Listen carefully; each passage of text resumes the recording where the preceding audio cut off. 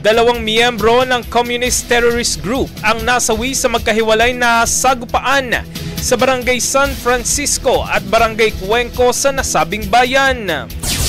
Ayon sa ulat ng militar, nagsasagawa sila ng focus operation matapos makatanggap ng impormasyon mula sa mga residente ukol sa presensya ng armadong grupo na umano'y nagsasagawa ng extortion activities sa lugar.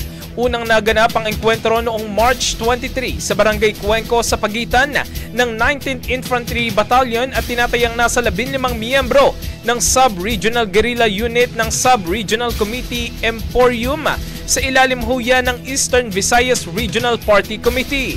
Napatay sa sagupaan si Doming Tulin alias Pawa. Kahapon muling nakaengkwentro ng mga sundalo mula sa 20th Infantry Battalion ang 10 rebelde na pinamumunuan naman ng isang alias Rebok. Matapos ang 7 minutong bakbakan, umatras sa mga rebelde at iniwan ang bangkay ng kanilang kasamahan. Patuloy ang operasyon ng militar upang tugisin ang mga natitirang miyembro ng grupo. Ang bahaging ito ay hatid sa atin ng Power Cell Salabat, ginhawa ng bawat nangangarap.